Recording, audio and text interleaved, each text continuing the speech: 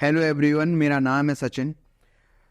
आज हम Indian society के चैप्टर 2 जो demographic structure of Indian society था उसका हम पार्ट भी देखेंगे। पार्ट ए आपको मिल चुका है, ठीक है। तो इसमें हम आज 5 टॉपिक कंप्लीट करेंगे। थ्योरी ऑफ डेमोग्राफिक ट्रांजिशन पहला, और दूसरा common concept and indicator transition, और size and growth of India's population, rural employment act, age structure of the Indian population. हम इन 5 पॉइंट्स के ऊपर डिस्कस करेंगे और देखेंगे कि क्या ये हमको बताना चाहते हैं सोशियोलॉजी के अंदर। The theory of demographic transition, ठीक है।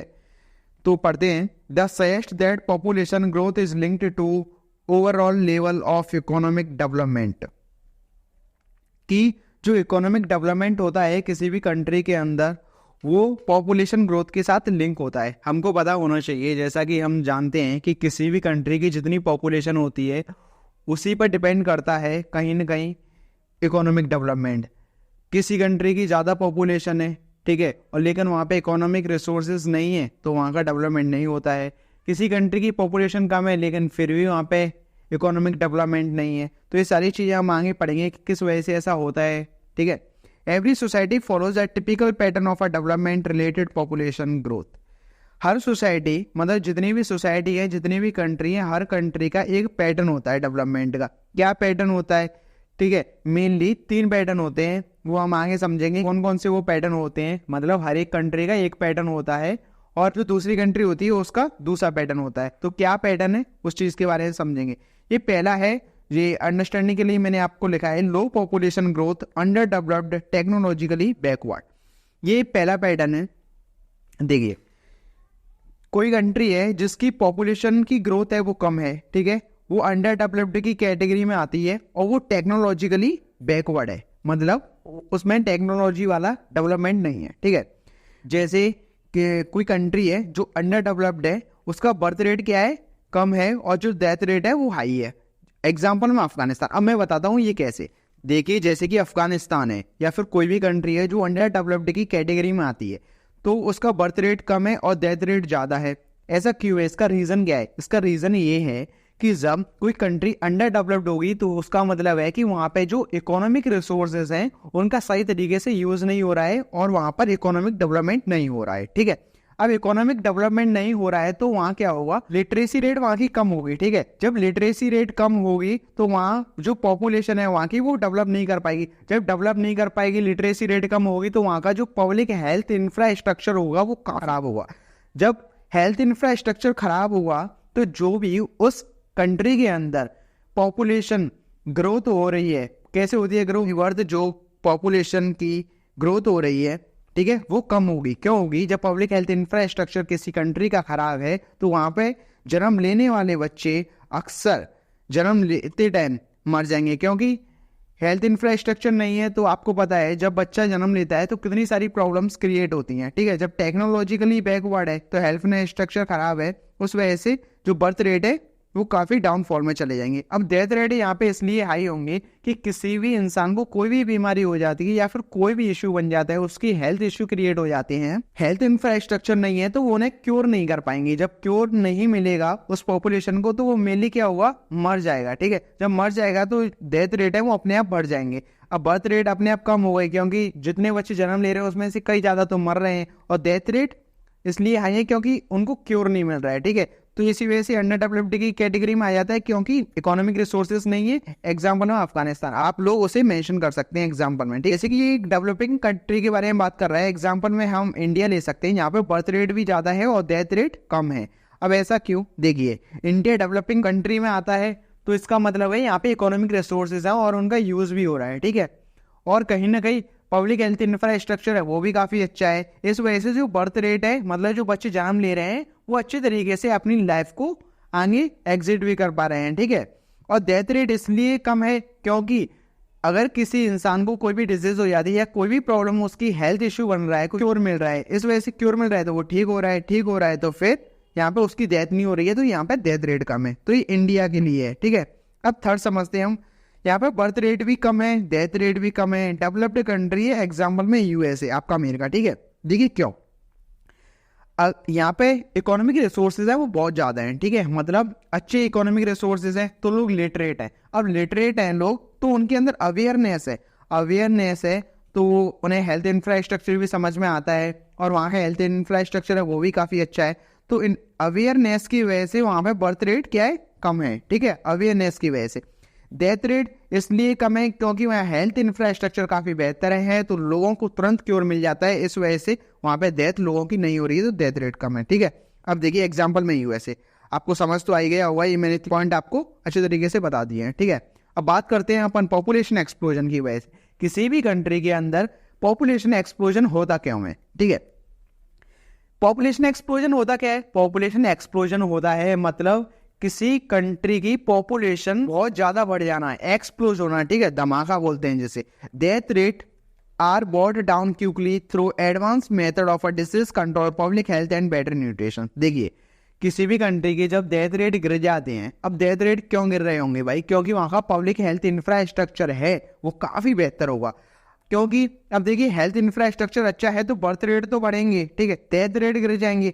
डेथ रेट अब यहाँ पे क्यों गिर रहे हैं, इस डेफिनेशन से अपन पढ़ते हैं, quickly through advance method of disease control, public health and better nutrition.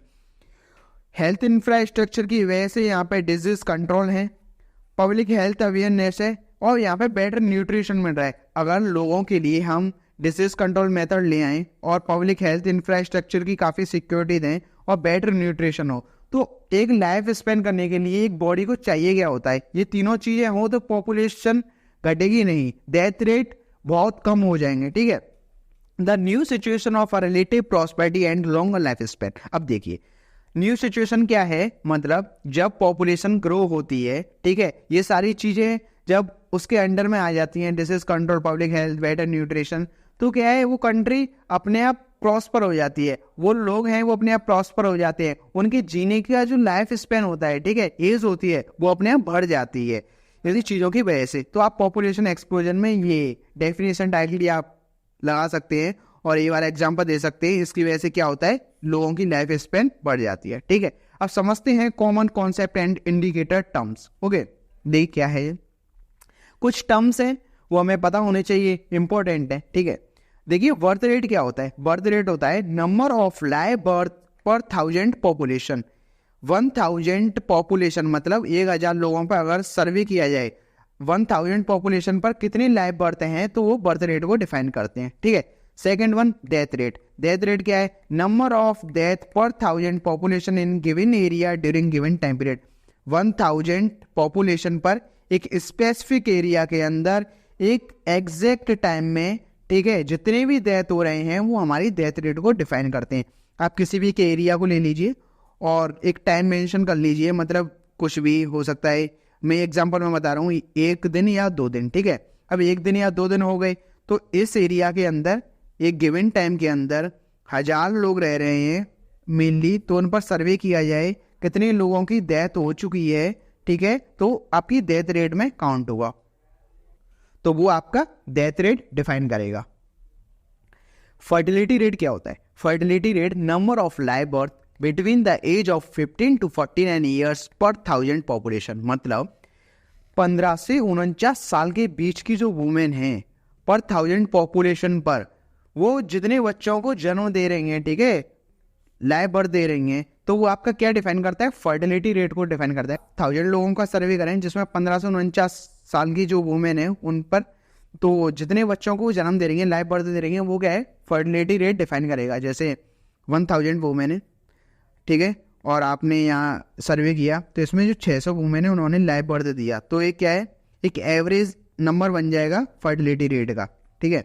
अब total fertility rate number of women who have a children in a particular area at a particular age. अब समझिए women का number, ठीक है, जो बच्चों को जन्म दे रही है एक पर्टिकुलर एरिया और पर्टिकुलर एज 15 to 49, समझिए यहाँ पे फर्टिलिटी रेट पर 1000 पॉपुलेशन पर स्टडी करने पर, सर्वे करने पर, ठीक है, निकल के आ रहा है फर्टिलिटी रेट, ठीक है। यहाँ पे क्या है, वही फर्टिलिटी रेट पर 1000 पॉपुलेशन पर नहीं है, बल्कि पर्टिकुलर एरिया, एक एरिया में कुछ भी हो सकता है, एरिया में जरूरी नहीं 1000 लोग होंगे, एरिया में 2000 भी हो सकते हैं, 5000 भी हो सकते हैं, एक पर्टिकुलर एज है बस, और पर्टिकुलर एक एरिया ले लिया गया है, ये एरिया है, इसमें कितने भी लोग हो सकते हैं, 10,000 भी हो सकती है वुमेन, ठीक है, और पर्टिकुलर एज 15 to 49।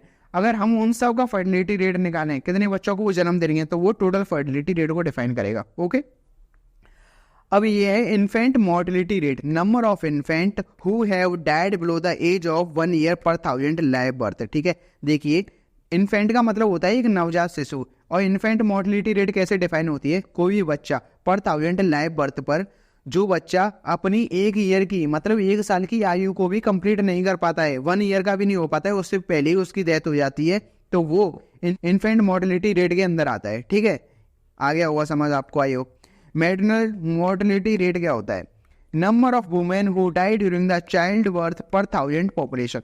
देखिए पर 1000 पॉपुलेशन पर एक माँ जब अपने बच्चे को जन्म देती है उसी टाइम पर अगर उसकी मौत हो जाती है, उसकी डेथ हो जाती है, तो वो मैटरनल मोर्टेलिटी रेट डिफाइन करता है। अब देखिए कैसे पता लगाते हैं, जैसे 1000 वुमेन है, अब सपोज करके चलिए जिसमें 200 वुमेन ने अपने बच्चों को बियर किया मतलब जन्म दिया और 200 वुमेन की डेथ हो जाती है, तो कितना 800 बचा।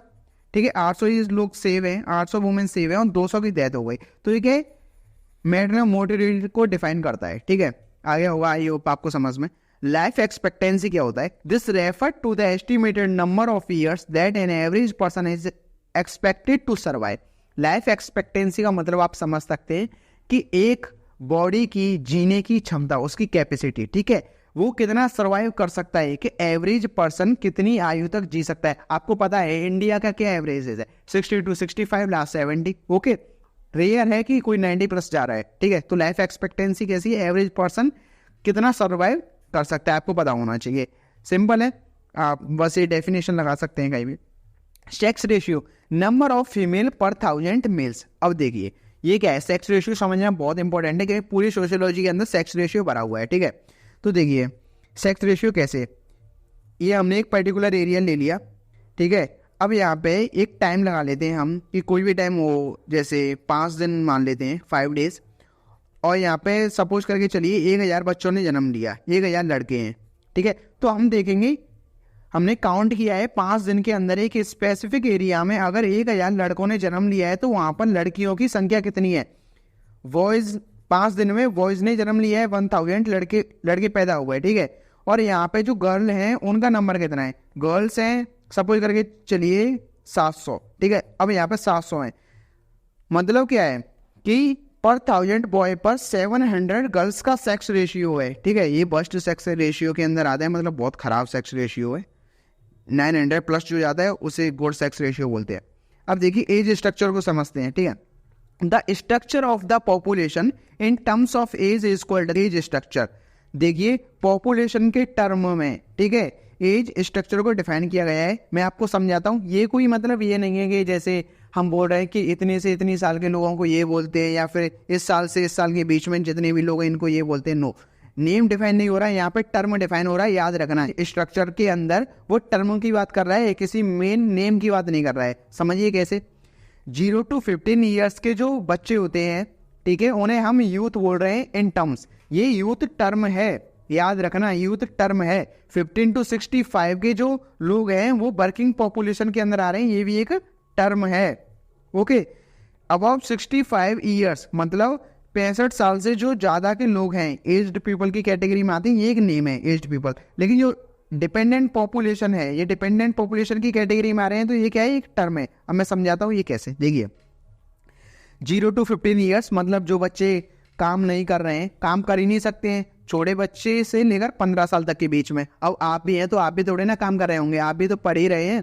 ठीक है, और 14 ईयर्स से नीचे वाले बच्चे तो वैसे भी काम नहीं कर सकते हैं, क्योंकि वो चाइल्ड ऑफेंस के अंदर आता है। ठीक है, और वो 65 ईयर्स मतलब 65 साल से वो जो एज पीपल होते हैं, जैसे आपके घर में आप हैं, ठीक है, और आपके दादा दादी हैं, वो एज्ड पीपल है, तो वो डिपेंडेंट पॉपुलेशन की कैटेगरी में आ जाएंगे। ऑफ कोर्स आप भी डिपेंडेंट पॉपुलेशन की कैटेगरी में हैं, क्योंकि आप भी पढ़ रहे हैं, आप भी काम नहीं कर रहे हैं। वर्किंग पॉपुलेशन के अंदर कौन आएगा, आपके पेरेंट्स। ठीक है, आपके पेरेंट्स के ऊपर आप भी डिपेंड है, और ये आपके दादा दादी लोग हैं, ये भी डिपेंड है। ठीक है, तो ये डिफाइन करता है स्ट्रक्चर होता क्या है। ठीक है, अब समझते हैं डिपेंडेंसी रेशियो। डिपेंडेंसी रेशियो क्या होता है, देखिए number of people who are not working and are dependent on the working population। Dependency ratio वो होता है जो लोग काम नहीं कर रहे हैं और वो वर्किंग पॉपुलेशन के ऊपर डिपेंड है। देखिए आप भी काम नहीं कर रहे हैं और आपके दादा दादी भी काम नहीं कर रहे हैं, हमने अभी एग्जांपल से समझा था। ठीक है, तो आप किसके ऊपर डिपेंड हैं, वर्किंग पॉपुलेशन मतलब अपने पेरेंट्स के ऊपर डिपेंड है,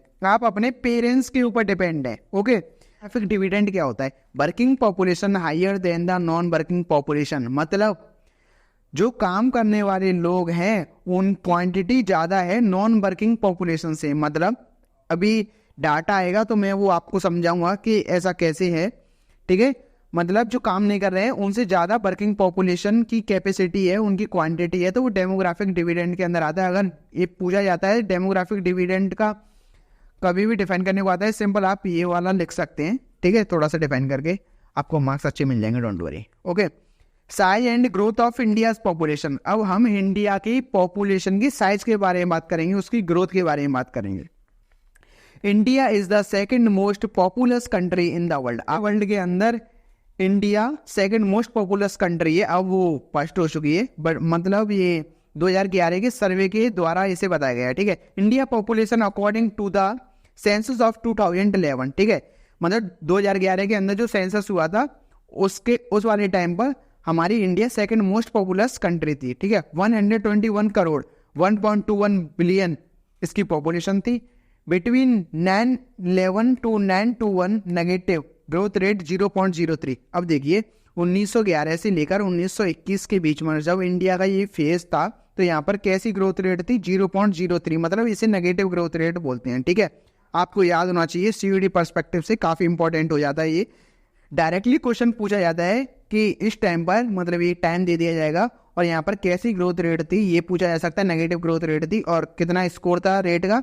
तो 0.03%। ओके, अब between 1971 to 1981 highest growth rate, देखिए ग्रोथ रेट 1971 से लेकर 1981 के बीच में हाईएस्ट थी, 2.22% थी। इसे भी आप याद रख लेना, एमसीक्यू के फॉर्म में आपसे पूछा जा सकता है, ठीक है। अब देखिए क्यों थी, ये दोनों को हम बताते हैं। Decline in the death rate after 9-1 increase level of a control over famines and epidemic disease. ये जो ग्रोथ रेट थी वो नेगेटिव क्यों थी? क्योंकि इस टाइम पर क्या था, हमारी कंट्री के अंदर फेमाइन्स आए हुए थे, इस वजह से यहाँ पर एक नेगेटिव ग्रोथ रेट थी। नेगेटिव ग्रोथ रेट इसलिए थी क्योंकि डेथ रेट सबसे ज़्यादा होंगी, ठीक है।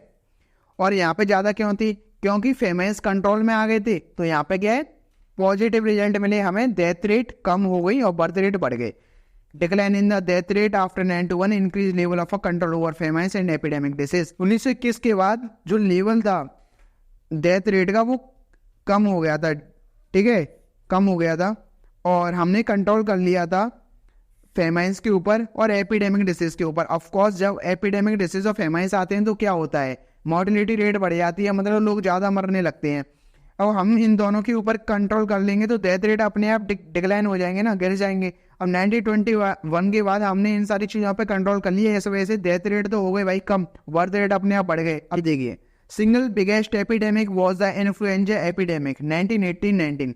अभी हमने जो पढ़ा था कि 1911 से लेके 1921 तक नेगेटिव ग्रोथ रेट थी, क्यों थी? सिंगल बिगेस्ट मतलब एक बहुत बड़ा एपिडेमिक आया था, उसका नाम था इन्फ्लुएंजा एपिडेमिक, याद होना चाहिए। 1918 से लेके 1919 के बीच में आया था ये, ठीक है। क्या हुआ था इसके अंदर? Which killed 1 to 5 lakh people, about 5% of the total population of India at that time.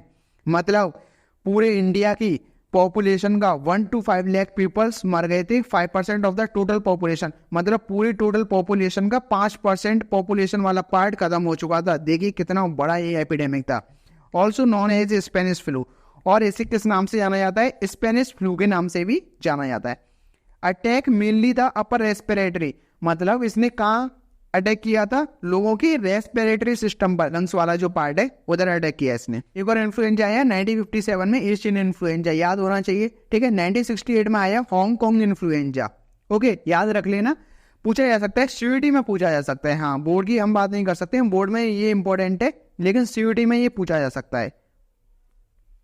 अब देखिए medical cure for these disease programs for mass vaccination. जब कोई भी एपिडेमिक आती है, कोई भी फेमन आता है, तो हम उसे कंट्रोल करने के लिए क्या करते हैं? Program for mass vaccination. जैसा कि आपको पता होगा हम एक मास वैक्सीनेशन करते हैं, ऐसे प्रोग्राम बनाए जाते हैं, ठीक है। कंट्रोल ओवर फेमाइन्स, अभी कोरोना पेंडेमिक वाला टाइम चल रहा था, तो हमने इस पेंडेमिक निपटने के लिए हमने मास वैक्सीनेशन चलाए। हर विलेज, हर टाउन, हर एक सिटी में मास वैक्सीनेशन लगा, लोगों को वैक्सीन किया, ठीक है। हर स्कूल में, गवर्नमेंट जो हॉस्पिटल्स हैं उनके अंदर प्रोग्राम चले और लोगों को वैक्सीन दी गई। कुछ डिजीज हैं, malaria, tuberculosis, diarrhoea to kill people even today. देखिए ये मलेरिया, ट्यूबरक्लोसिस, डायरिया जैसी बीमारियां हमको काफ़ी छोटी लगती हैं इस टाइम पर, लेकिन आज भी लोग इनकी वजह से मर रहे हैं क्योंकि पब्लिक हेल्थ इंफ्रास्ट्रक्चर बहुत सारी जगहों पर अच्छा नहीं है। तो इस वजह से ये बीमारी काफ़ी घातक साबित होती है। मलेरिया की वजह से तो लोग आज ही मर जाते हैं। आपको जानकर काफ़ी हैरानी होगी कि जो अकबर जैसे लोग थे वो डायरिया की वजह से मर गए थे। सोचिए, इस डायरिया इतना खतरनाक था कि उस टाइम पर केवल मतलब बॉडी के अंदर आज तो ग्लूकोज की कमी हो जाती है तो बॉटल लग जाती है, ठीक है, तो बॉडी चार्ज हो जाती है तो डायरिया ऐसी प्रॉब्लम खत्म हो जाती है। लेकिन उस टाइम पर ये इतनी बड़ी प्रॉब्लम थी, इतनी बड़ी डिजीज थी कि इसकी वजह से लोगों की मौत हो जाती थी, ठीक है। Surat witnessed a small epidemic of a plague in September 1994। Surat में एक प्लाग आया था सितंबर 1994 में। इंपॉर्टेंट है, याद कर लेना, एक स्मॉल एपिडेमिक था। देखिए सूरत का ही नाम इसमें क्यों मेंशन किया गया है, क्योंकि ये केवल सूरत के ही अंदर आया था, ना कि पूरी इंडिया में, ठीक है। यहाँ पे तो मंथ भी आपका दिया गया है कि सितंबर 1994 में, मतलब एक स्पेसिफिक टाइम तक इसे तुरंत कंट्रोल कर लिया गया होगा, ठीक है, और मतलब कंट्रोल करके इसे तुरंत 1994 में ही खत्म कर दिया गया है। केवल सूरत से बाहर नहीं जा पाया हुआ, इसे तुरंत मास वैक्सीनेशन देके वहीं के वहीं कंट्रोल कर लिया गया है। फेमाइन्स इंक्रीज मोर्टेलिटी, जो फेमाइन्स होते हैं वो मोर्टेलिटी को इंक्रीज करते हैं, हमको पता है। जब फेमाइन्स आएंगे तो लोगों की मौत होगी तो मोर्टेलिटी रेट तो अपने आप ही बढ़ जाएगा, है ना। Famines caused by high levels of a continuing poverty and malnutrition in agro climatic environment. देखिए जब फेमाइन्स आते हैं किसी भी कंट्री के अंदर तो अर्थव्यवस्था की कंडीशन बहुत ज़्यादा ख़राब हो जाती है, ठीक है, क्योंकि बहुत सारी चीज़ें रुक जाती हैं। अभी देखिए पॉवर्टी कैसे बढ़ती है, माल न्यूट्रिशन की कमी कैसे आती है। हमने देखा था कि जब कोरोना पेंडेमिक आया था तो वेजिटेबल्स थी, उनकी प्राइस थे वो काफ़ी हाई हो गए थे, है ना, और जो ग्रेन होता है वो भी काफ़ी हाई हो गया था। तो हर कोई अफोर्ड नहीं कर सकता है, ठीक है, इकोनॉमिक रिसोर्सेज रुक जाते हैं, लोगों का एम्प्लॉयमेंट चला जाता है, वो काम नहीं कर पाते हैं, उनकी इकोनॉमिक कंडीशन खराब होने लगती है। और बहुत सारे लोग तो ऐसे हैं जो खाना भी अफोर्ड नहीं कर पाते। जब खाना अफोर्ड नहीं कर पाते, इतनी पॉवर्टी आती है और माल न्यूट्रिशन का शिकार होते हैं, फेमाइन्स की वजह से बहुत सारी दिक्कत आती है, एग्रो क्लाइमेटिक एनवायरनमेंट डिस्टर्ब हो जाता है, बहुत सारी प्रॉब्लम्स आती हैं। Mahatma Gandhi national rural employment guarantee act, NREGA, ठीक है। देखिए इस चीज़ के बारे में मैं बता देता हूँ आपको, ये नरेगा होता क्या है। देखिए मेनली जो लोग गांव से बिलोंग करते हैं उन्हें ही पता होगा, और जो टाउन एरिया के हैं और जो अर्बन एरिया में बैठे हैं वो पढ़ रहे हैं, तो हम आपको ये बता देते हैं। एक विलेज एरिया पर चलाया गया, रूरल एरिया में चलाया गया एक ऐसा एक्ट था जो कि लोगों को एम्प्लॉयमेंट प्रोवाइड करता था। देखिए गांव में क्या होता है कि कुछ लोगों के पास ज़मीन होती है, कुछ लोगों के पास ज़मीन नहीं होती है। जिन लोगों के पास ज़मीन नहीं होती है तो उनके पास कोई एम्प्लॉयमेंट नहीं होता है, ठीक है। अब एम्प्लॉयमेंट नहीं है और इस टाइम पर, फेमन वाले टाइम पर उन्हें काम नहीं मिल रहा है, तो उनकी इकोनॉमिक कंडीशन कैसी हो जाएगी, बेटर से वर्स्ट हो जाएगी, बहुत ज़्यादा गंभीर हालत हो जाएगी, पॉवर्टी आ जाएगी, स्टारवेशन का शिकार हो जाएंगे, माल न्यूट्रिशन, उनके बच्चे क्या खाएंगे, ठीक है। तो इस वजह से ऐसे एक्ट बनाए गए। एक है Mahatma Gandhi national rural employment guarantee act, याद रख लेना। इसमें क्या होता है, ये गारंटी एक्ट है जो कि रूरल एरिया में एम्प्लॉयमेंट प्रोवाइड करता है to tackle the problem of hunger and starvation in rural area. मतलब जो लोग भूखे हैं, स्टारवेशन, भूख का शिकार हो रहे हैं, उनकी प्रॉब्लम को टैकल करने के लिए इस एक्ट को बनाया गया था, जिस वजह से उन्हें रोजगार मिल सके, इकोनॉमिक कंडीशन वो थोड़ी अच्छी हो सके और वो फूड अफोर्ड कर सके। देखिए अब बात करते हैं कुछ अलग पॉइंट के बारे में। आंध्र प्रदेश, हिमाचल प्रदेश, पंजाब, तमिलनाडु एंड वेस्ट बंगाल है manage to bring down total fertility rate. देखिए ये कुछ स्टेट हैं जिनका नाम ऊपर मेंशन किया गया है, ठीक है। ये कैसे हैं, इनका जो टोटल फर्टिलिटी रेट है वो डाउन हो रहा है, ठीक है। बस हमको ये देख रहे हैं कि एक बार आप गो थ्रू कर सकते हैं कि ये सारे स्टेट हैं और इनका जो टोटल फर्टिलिटी रेट है डाउन हो रहा है। क्यों हो रहा है भाई, टोटल फर्टिलिटी रेट का आपको पता ही होगा, अभी मैंने बताया था आपको एक एग्जांपल देकर के एक स्पेसिफिक एरिया के अंदर वुमेन बर्थ दे रही हैं, वो टोटल फर्टिलिटी रेट डिफाइन करते हैं, ठीक है। बर्थ रेट है वो काफ़ी डाउन हो जाता है इधर। Highest birth rate in India, Uttar Pradesh 25.9, Bihar 26.4। मतलब जो हाईएस्ट बर्थ रेट वाले स्टेट है वो कौन से, एक 25.9 वाला उत्तर प्रदेश और सेकंड वन 26.4 बिहार का। पता होगा आपको, सबसे ज़्यादा पॉपुलेशन है इन स्टेट की। Age structure of the Indian population, अब जो इंडियन पॉपुलेशन का एज स्ट्रक्चर है वो समझते हैं कब से कब तक का। ये 1961 से लेकर 2026 तक का है। अब देखिए 0 to 14 years, 15 to 49 years, 16+ year और टोटल लोग। देखिए 1961 से लेकर ये बताया गया कि 0 से 14 साल के बच्चे कितने से, 15 से 49 साल के बच्चे कितने थे, और 60 प्लस कितने लोग थे। देखिए 61 में कितने थे, 41, 53, 6, 71 में 42, 53, 5, 81 में 40, 54, 6, 91 में 38, 56, 7, 2001 में 34, 59, 7, और 2011 में 29, 63, 8, 2026 में 23, 64, 12। एक आइडिया लगाया गया है, ठीक है। देखिए यहाँ पे क्या हो रहा है, 15 से 49 वाले लोग, मतलब ये कौन से हैं, ये वर्किंग कैटेगरी में आते हैं, ठीक है। ये लोग जो काम कर रहे हैं उनका नंबर बढ़ता जा रहा है, आप देख सकते हैं इनका नंबर बढ़ता जा रहा है, इनका नंबर घटता जा रहा है, और इनका नंबर भी बढ़ता जा रहा है। अब समझिए ये डाटा इधर घट क्यों रहा है, यहाँ बढ़ क्यों रहा है, और यहाँ भी क्यों बढ़ रहा है, मैं समझाता हूँ आपको। इनकी जो क्वांटिटी है बच्चों की 0 से 14 ईयर के बीच में, ये यूथ होंगे, मतलब ये 15 से 49 साल वाली कैटेगरी में आ जाएंगे, तो इधर इनका नंबर क्या हो जाएगा, प्लस हो जाएगा, तो ये इधर बढ़ रहा है इनका क्वांटिटी। अगर ये 15 से 49 वाले लोग हैं, ये इस वाली कैटेगरी में भी तो जाएंगे, मतलब एज्ड पीपल की कैटेगरी में जाएंगे, तो इधर भी नंबर बढ़ता जा रहा है, मतलब इधर ज्यादा बढ़ रहा है, ठीक है, मतलब यूथ ज्यादा है। और इंडिया की जो पॉपुलेशन है उसे यूथ इंडिया भी बोला जाता है, क्वांटिटी है वो बहुत ज्यादा है, ठीक है। एक डाटा है, आप इसे गो थ्रू कर सकते हैं, एक बार देख सकते हैं, मैंने आपकी अंडरस्टैंडिंग के लिए इसे यहाँ बनाया है, ठीक है, आप समझ सकते हैं। ये सारे पॉइंट्स हैं जो आपको क्लियर हो गए होंगे बहुत अच्छी तरीके से। अगर मेरे से बोलने में कोई गलती हुई हो तो प्लीज़ क्षमा करना, ठीक है। और ये पार्ट बी था, और इसके पार्ट सी और डी और आएगा, ठीक है, मतलब 2 पार्ट और आएंगे, फिर ये सोशोलॉजी का चैप्टर 2 है, ये कंप्लीट हो जाएगा। बाकी का हम, और आपको कोई भी प्रॉब्लम हो तो आप कमेंट बॉक्स में अच्छे तरीके से बता सकते हैं, कोई दिक्कत नहीं है, ठीक है। आप हमें बता सकते हैं अपनी सारी प्रॉब्लम्स, कुछ चीज़ समझ नहीं आ रही हो तो वो बता सकते हैं। और इन नोट्स का PDF आपको डिस्क्रिप्शन लिंक दे देंगे, वहाँ से आप डाउनलोड कर लेना। जब तक के लिए जय हिंद, खुश रहिए, मस्त रहिए, ख्याल रखिए।